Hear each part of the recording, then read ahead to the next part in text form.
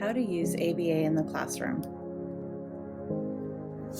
When teaching new skills to students, or when students are not independently producing correct responses to instruction, prompting may be required.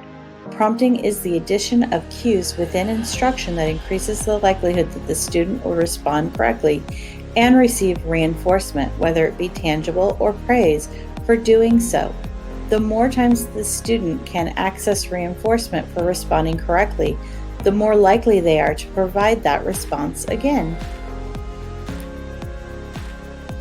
It's important to remember that when you're teaching a student, you need to ensure that they are attending before you present the instruction.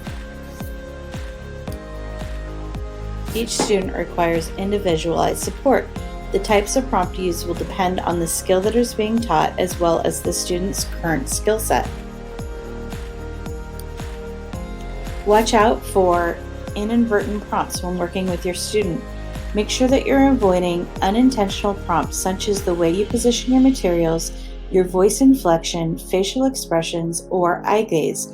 Also, repeating your instruction would be considered a prompt. Make sure that you use differential reinforcement. Differential reinforcement is when you provide greater levels of reinforcement for independent responses over the prompted response.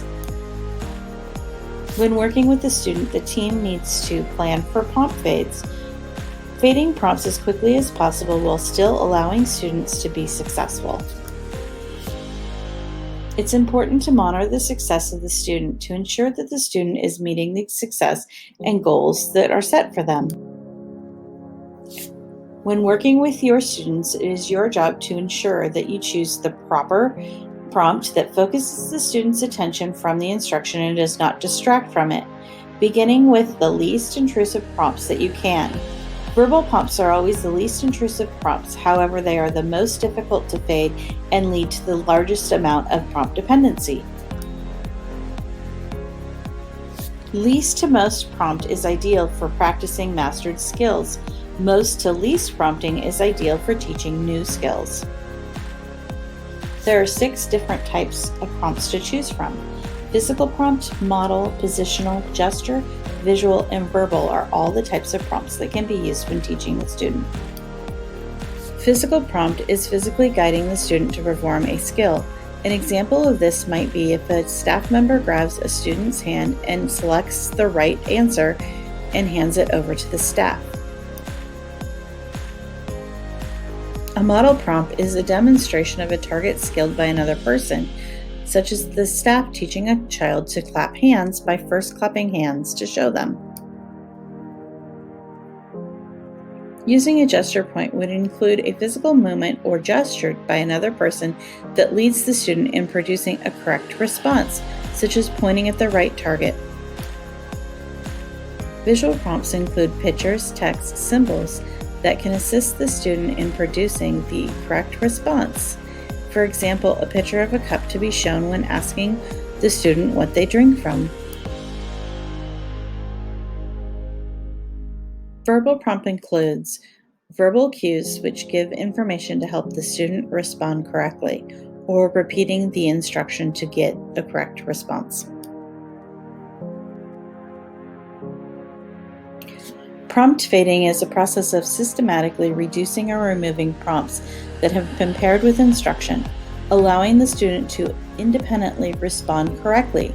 Prompt fading requires being able to fade a prompt quickly enough that the student does not become dependent on a prompt, but slowly enough that the student remains successful.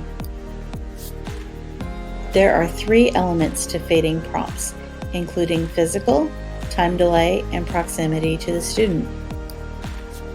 When fading a physical prompt, you're going to fade a full physical prompt to a partial prompt, and you're going to follow the most to least scale. For example, if you're fully physically hand over hand prompting a student, you might then touch their elbow and prompt them in the least way necessary to have a successful response. This can also include going from a physical response to a gesture response. When using time delay in fading a prompt, this fade would use prompts by gradually increasing the length of time between the instruction and the delivery of the prompt.